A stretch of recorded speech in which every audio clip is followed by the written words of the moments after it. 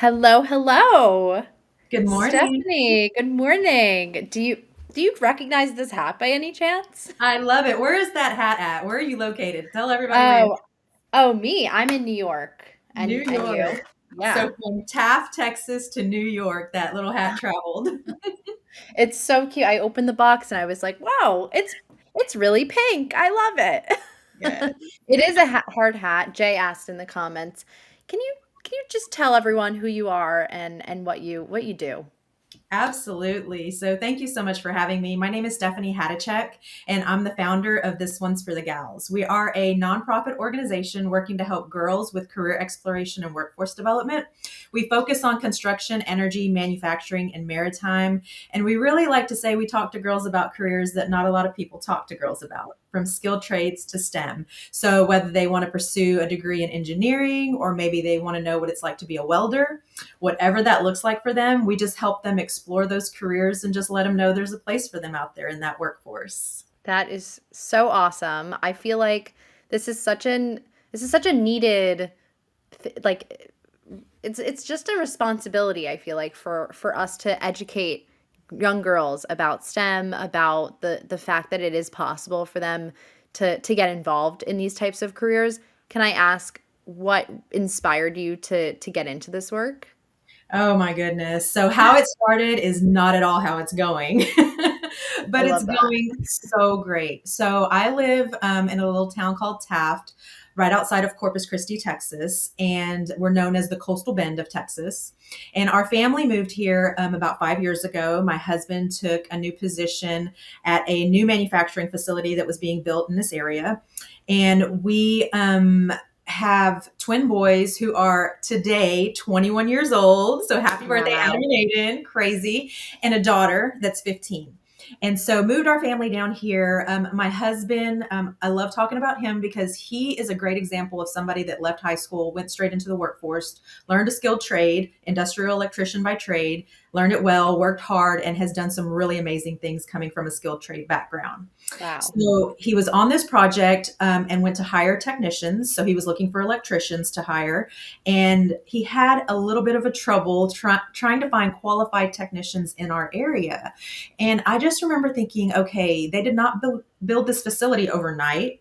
It took them about 5 years to build this plant. What are we doing to help our kids learn about these career pathways with these companies that come in, build these large facilities, have hundreds of jobs? That's their future, and so there wasn't a lot of connection between industry and like K through 12, like their school districts. And I'm like, that's our future workforce. We need to have a relationship with them, talk to them, let them know who we are, what we do, and get them excited about the potential to come and work for us one day. And so that's really what sparked this conversation. We hadn't been talking to boys, much less girls, about any of these career pathways. And so I had what I thought was a small idea to get a group of girls to a conference that's held in Galveston, Texas. It's called Power Women in Industry, and Power stands for pipe fitters, operators, welders, electricians, and riggers. And it is an opportunity for women who might be unemployed, underemployed, might be looking for a career change, and then girls ages 16 and up to attend this conference. They get to hear from women that are out there. They get to walk through a big career expo, talk to education providers, just a really great opportunity. And so, again, just a small idea, wanted to get a group of girls from our local high school. I approached my manager at the company I was working for at that time and just said, hey, there's this really great conference. I think it'd be beneficial if we could help sponsor our local high school and get a group of girls to it. He thought it was great. I went and talked to the school, introduced myself, told them about the conference. They were super excited. They said, absolutely, yes, we would love to collaborate. Our kids go to a different school down the road. And so I wanted that same opportunity for the girls at our school. So just kind of nudged my husband and said, hey, who can I contact? They're your company that might help. So I reached out to them and just said, this is what my company is doing for our local school district. Would you be interested in sponsoring yours? That response was great. They said, absolutely. We love this initiative. We'd love to help. And then I kept going. I said, there's another school down the road. There's another industry partner down the road. And my initial thought when I first thought of this idea was we'd get 10 or 12 girls, load them in our company van with a chaperone, and drive to Galveston for the day. It is about a 4-hour drive, so it's quite of a trip. Wow. Okay. Yeah, that's our idea. But by the Hope you time, had snacks. yeah, by the time I was done, I got over 200 girls to that conference. Wow. The That very first year, I even thought of the idea, brought it up. Yeah, it was amazing. it sounds like you're serving a major need. And what's interesting for me as like a young person in this, in this HR industry is when I go to conferences, I'm usually one of the youngest in the room. And it strikes me, it strikes a chord with me because I feel like, especially during the pandemic, we were talking about reimagining work and doing it for the next generation without really having the next generation often in the room with us to co-create those solutions, which is what Gen Z is all about, and which you probably know too. And so when I think about, getting these young adults and kids to conferences at such a young age, from like high school even, I mean, that's a really difficult feat. And it's also one that you have to sell to the conferences. And it's one that, in my opinion, is super important, because if you can get them to buy in and you can get them to see the model of a specific, Right.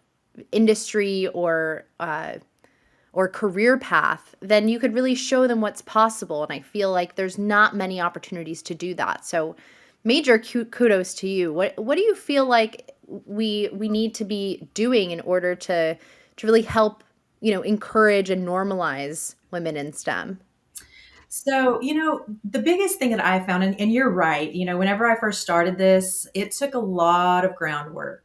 I mean, being able to get buy-in from the schools was, it was pretty difficult. I mean, they don't just let anybody inside their doors. And so Yeah. I did a lot of, foundation building and going and having meetings and doing presentations, taking the time to sit down and talk, share my own story, share, because we're trying to get, our educators to help with career exploration. And if they don't know, how do we expect them, if they don't know about our industries, how do we expect them to tell the kids and be able to guide the kids, right? Right. So I think that was like a major disconnect. I'll also tell you the way that I never even thought of starting a nonprofit. I really just wanted to get girls this trip to this conference. But we were there, and a lot of the schools went the night before, stayed at the hotel, took their girls out, had a nice dinner. Really, it was just a great overall experience for these girls. And one of the counselors comes up to me and she was thanking me for getting the initiative started. Then she said something that completely changed the game. She said, Stephanie, you may not realize this, but the majority of our girls have probably never stayed in a hotel room before.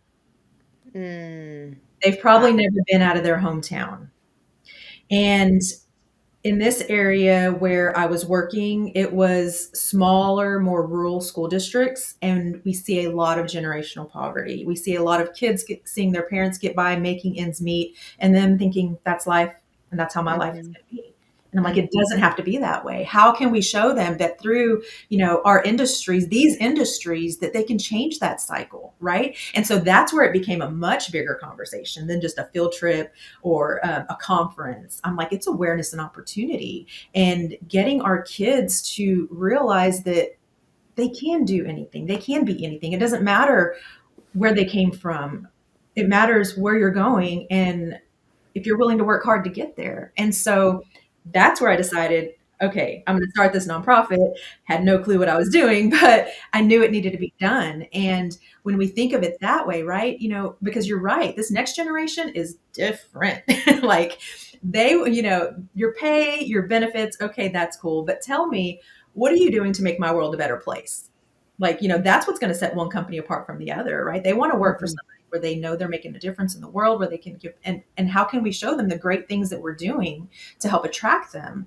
Um, and so that's what I have found is, again, kind of fell into this space, but really just creating that connection between industry and K through 12. I'm like, we have initiatives all the way to elementary, like as early as possible, helping girls see themselves in these roles. Going to college career fairs and recruiting events, like that's okay. But if we're not in the high schools and the junior highs and the middle schools and elementaries, helping them explore careers and guiding them into, because sixth, seventh, eighth grade, kids are having to pick dual credit programs, pathways, Right. enforcement, aligning with something. And it's like we're telling them, you're going to go to high school in a couple of years. What are you going to be for the rest of your life?